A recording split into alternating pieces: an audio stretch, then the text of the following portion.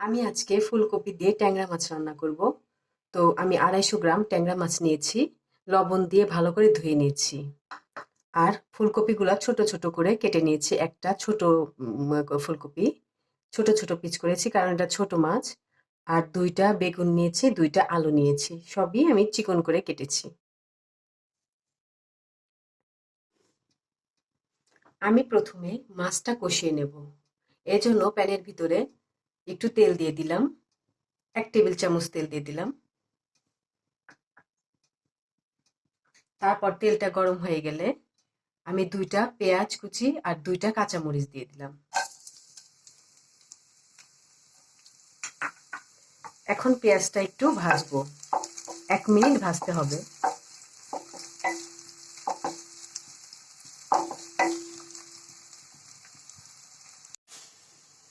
পেঁয়াজটা হালকা একটু লাল হয়ে গেছে। আমি এখন এর ভিতর সামান্য একটু পানি দেব, যাতে পেঁয়াজটা পুড়ে না যায়।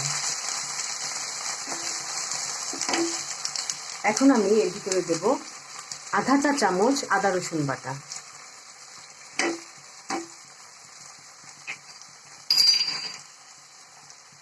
আধা চা চামচ জিরা বাটা,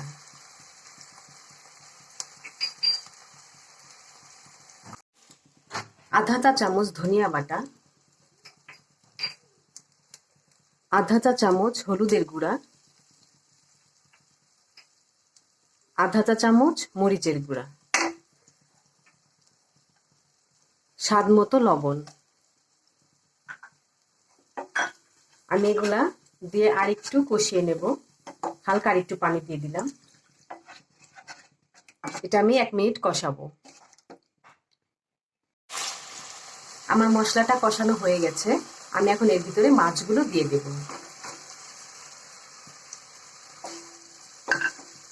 মাছগুলো দেওয়ার পর আমি আবার 2 মিনিট কষিয়ে নেব।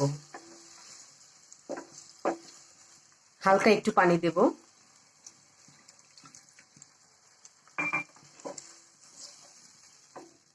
এখন আমি এটা কষিয়ে নেব। মাছটা আমার কষানো হয়ে গেছে। দেখুন, এইভাবে যদি মাছটা কষানো যায় তাহলে মাছটার কালার সুন্দর হবে আর মাছের ভিতরে সব মশলা ঢুকে যাবে। এখন আমি এটা নামিয়ে নেব। আমি এখন তরকারিটা রান্না করার জন্য প্যানের ভিতর তেল দিয়ে দিলাম 2 টেবিল চামচ সয়াবিন তেল।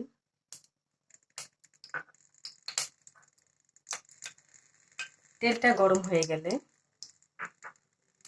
আমি দেব পেঁয়াজ কুচি, 1/2 কাপের একটু বেশি। তারপর দেব কয়েকটা কাঁচামরিচ। ঝালটা কিন্তু আপনারা কমিয়ে বাড়িয়ে দিতে পারেন।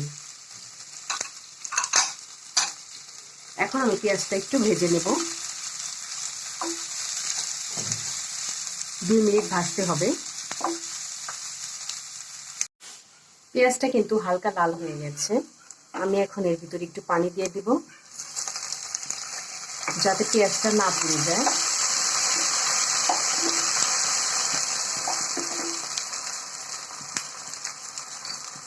এখন আমি এর ভিতরে দিয়ে দেব 1.5 চা চামচ আদা রসুন বাটা, 1 চা চামচ ধনিয়ার বাটা,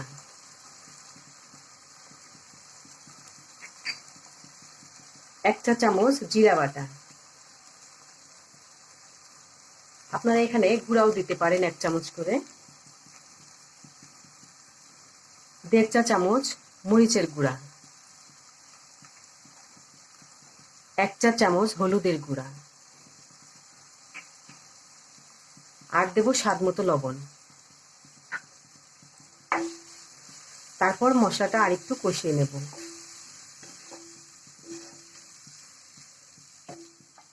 হালকা আরেকটু পানি দিয়ে দিলাম। মশলাটা 2 মিনিট কষাবো।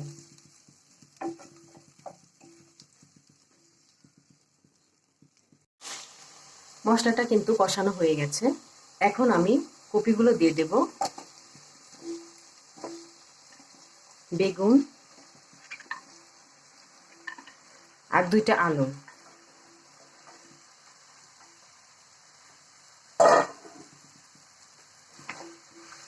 এগুলো দিয়ে আমি ভালো করে নেড়ে দিব।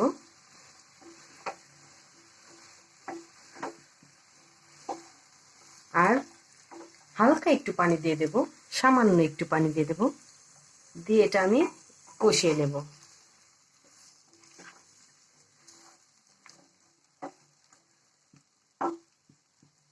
মিডিয়াম আঁচে আমি এটা কষিয়ে নেব।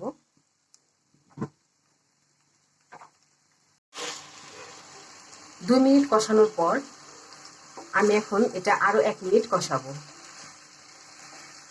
ভালো করে কষালে তরকারির স্বাদটা ভালো হয়।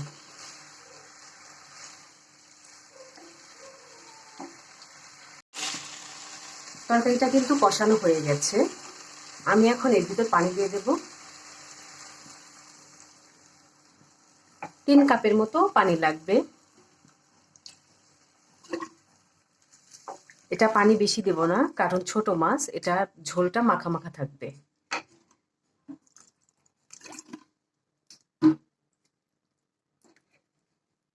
হয়ে গেছে। এখন এটা আমার বলক আসলে মাছগুলো দিয়ে দেব। বলক চলে এসেছে, এখন আমি মাছগুলো দিয়ে দেব।